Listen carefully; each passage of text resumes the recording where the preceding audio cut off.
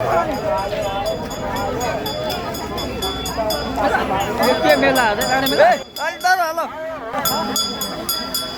बन्दै छ जुस ए बिस्तारै हिँड न प्यासिक राखेको मेला मातृ आउँदैछ मातृ चस्मा पार पखन है जाउँ बजारको अवस्था यस्तो छ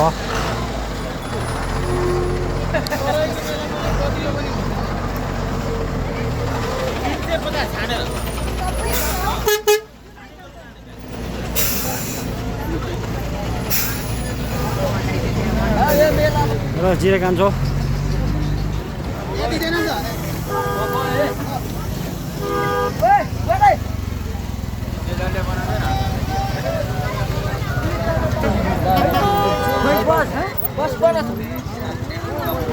स्पेशल बबल टी मेला बजारमा त लुगा पनि साह्रै सजिलो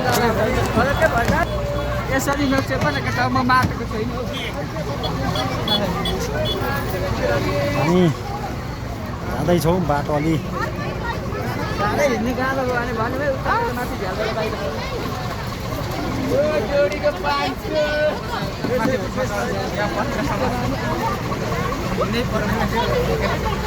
ठोकिन्छ साउन 2 गते राखे मेला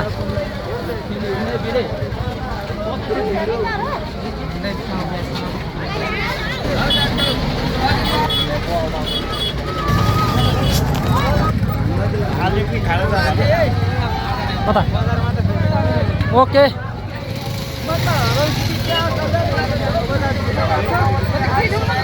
मेला आउनुहोस् यता आउनुहोस् आइसकेर बबल टी खाएर जानुहोस्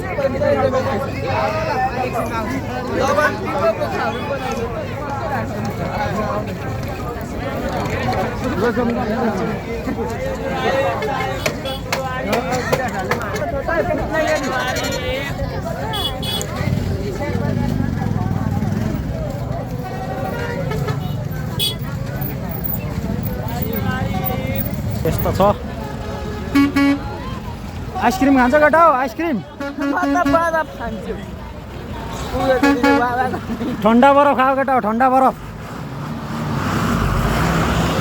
हेलो साथी होइन हौ यहाँ साइड लागेर साथी पर्खिनु त पाइयो नि त हौ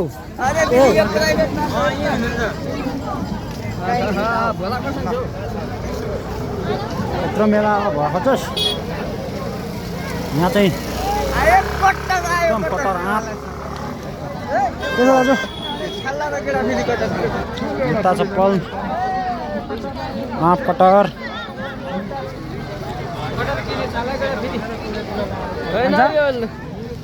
भुनी नि छ क्या हाम्रो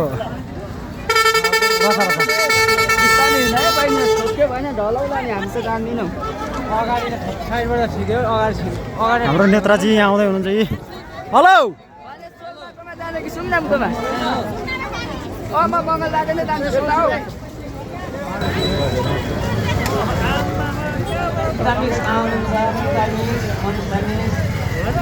हौ वृद्ध बाला खराउँछ बेला बेला आमन्त्रण गर्दछु यो एङ्कर ठिक छ यार चटपट बेच्नु गइहाल्छ दाजुको टाउको आयो यार ऐतिहासिक राखे मेला 2083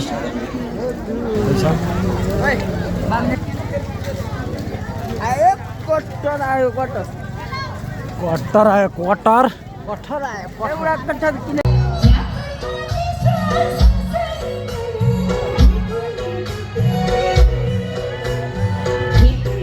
बजार राखे मेला एउटा प्रोग्रामको कारणले गर्दाखेरि यहाँ सडक जाम भएको छ उताबाट आउने गाडी अड्किरहेछ अहिले पानी परेको अवस्था छ छाताभन्दा मान्छे धेर छ छाता एउटामा 4 जनासम्म अडिएको अवस्था देखिरहेछौँ हामी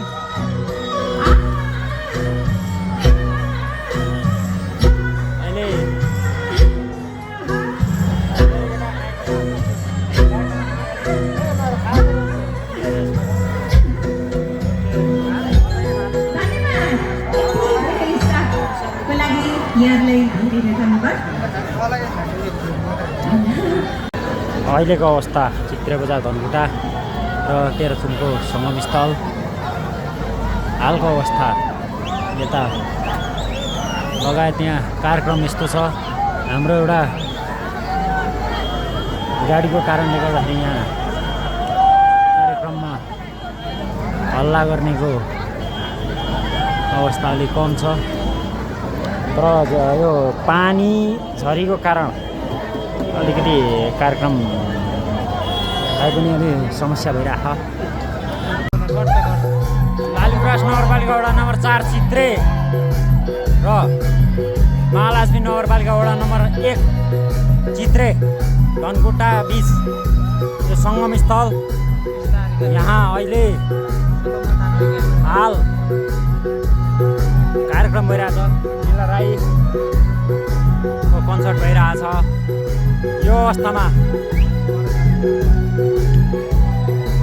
यस क्षेत्रबाट देखिन सक्ने अवस्था हेर्न सक्नुहुन्छ अनि तपाईँले क्राउड पनि हेर्न सक्नुहुन्छ। र यस कार्यक्रममा अहिले हाल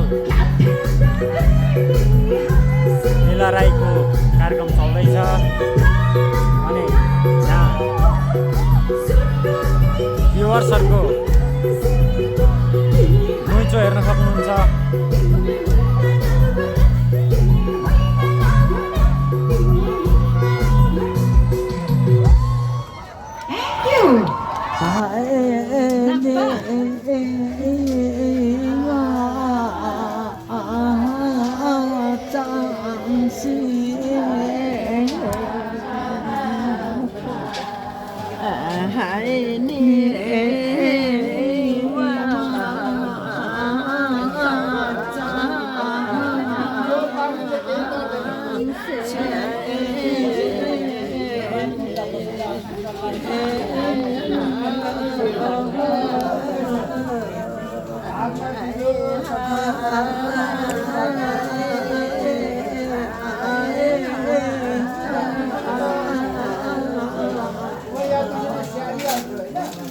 टाउको चाहिँ हाफे खाएर चाहिँ सुप बनाएर खाने पनि गइसक्यो उहिले।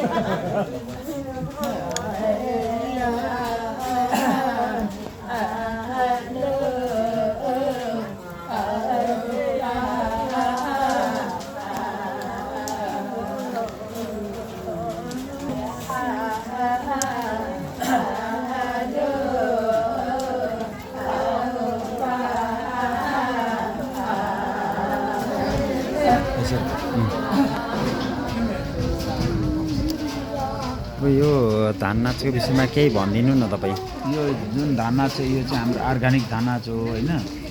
जुन पहिले जसरी पालन भनेको थियो, जुन पहिले आजभन्दा 43 साल 44 सालतिर धान नाचेको थियो, जुन 45 सालतिर धान नाचेको थियो हो, यो चाहिँ हाम्रो अर्ग्यानिक धान नाच हो। अहिलेको जुन यो अहिले बाजा बजाएर जुन धान नाच छ नि, हजुर यो जुन धान नाच चाहिँ हाम्रो यो अहिले भनेको चाहिँ बाजाको तालमा मात्रै नाचेको, अहिले अब गायकको तालमा मात्रै नाचेको। तर यो चाहिँ भनेको हाम्रो यो जुन अहिले यो धान नाच भने चाहिँ एकदम अर्ग्यानिक हो क्या।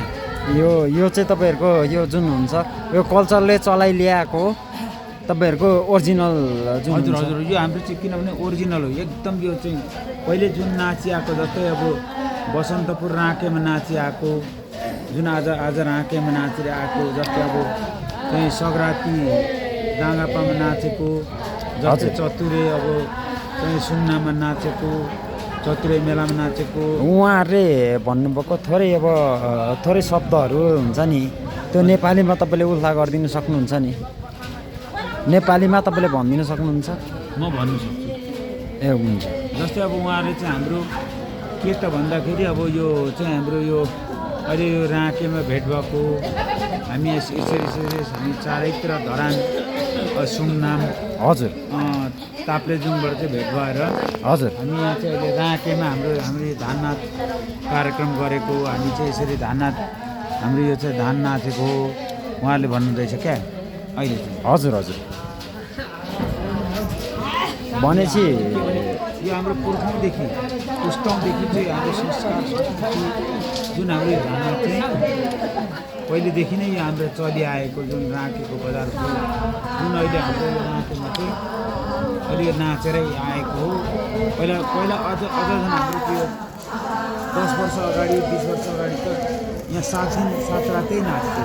तपाईँहरूले यो संस्कृतिलाई चाहिँ अझै अगाडि बढाउनु पर्ने भयो होइन। मलाई जुन र अहिले जुन यो अहिले नाच्दै हुनुहुन्छ होइन, यो चाहिँ अब तपाईँहरूले पनि यो संस्कृति जुन हुन्छ हाम्रो पुस्ताहरू हुनुहुन्छ, जस्तो म जस्तो पुस्ताहरू भनौँ अथवा म 27-28 वर्षको पुस्ताहरू भएँ, उहाँहरूलाई पनि यो चाहिँ संस्कृतिहरू दिएर लानुपर्ने। अहिले किनभने अहिलेको पुस्ताहरू भनेको जुन हुन्छ बाहिरी देश अन्त कतै जाने त्यो तर्खरमा हुनुहुन्छ, उहाँहरूलाई चाहिँ यो संस्कृति चाहिँ तपाईँहरूले सक्नुहुन्छ यो जगेर्ना गरेर लानु भन्दै आज तपाईँलाई पनि म हजुरको परिचय दिन लगाएँ।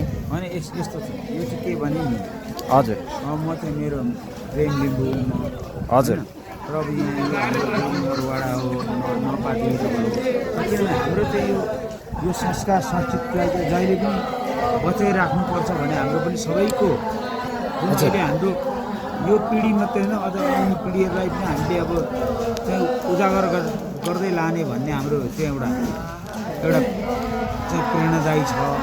हजुर अझै पनि अब हाम्रो उहाँ जुन हाम्रो अहिले अझै हाम्रो यहाँ काकाहरू दाईहरू हुनुहुन्छ, उहाँहरू बडाहरू हुनुहुन्छ, उहाँहरूले पनि अझै पनि यो संस्कारलाई चाहिँ अझै अगाडि बढाउँदै लैजाउँ भन्ने खालको पनि गर्नुहुँदैछ भने चाहिँ अब हामी के त भन्दाखेरि हाम्रो लिम्बू संस्कारलाई हजुर लिम्बू संस्कार भनेको त के त भन्दाखेरि धान नाच च्याब्रुङ नाच चाहिँ हाम्रो ठुलो संस्कार हो भन्ने, हाम्रो येबा नाच भन्ने चाहिँ हाम्रो एउटा ठुलो संस्कार हो भनेर हाम्रो चाहिँ एउटा पुर्खौँदेखि पनि यो चलिआएको आज मात्रै होइन, आज 9,900 वर्षदेखि अगाडिको कुरा पनि रहेछ क्या यो। हजुर किनभने तपाईँको चाहिँ यो माक्सिमरको त झन् अझै 900 वर्ष अगाडिको कुरा पनि रहेछ होइन। हजुर तर अब यो चाहिँ के भन्दाखेरि अब हामी के गर्छौँ भने हाम्रो चाहिँ यो जुन हाम्रो संस्कार भनेको चाहिँ जस्तै अब चाहिँ तपाईँहरूको जस्तै छेत्री बाहुनहरूको चाहिँ एउटा भजन कीर्तन अथवा हाम्रो सङ्गीतनी जुन छ हजुर त्यो पनि अगाडिदेखि नै चलिआएको, कयौँ वर्षदेखि अगाडि चलिआएको र कयौँ पुस्तादेखि चलिआएको र जस्तै यो धान नाच पनि हामीले धेरै पुस्तादेखि चलिआएको संस्कार गर्छ र हामी अहिले पनि यो भन्दैछौँ। यो अहिले 2083 साल हाम्रो यो 4/2 संस्कारले गर्दाखेरि हामीले यो उहिले पनि नाचिआएको अहिले पनि नाचिआएको अहिले हामीले यो यसरी चाहिँ जान्नुपर्छ भन्ने मेरो भनाइ राख्दै म यहाँ बिदा हुन चाहन्छु। हस्, धन्यवाद हजुर। हस्।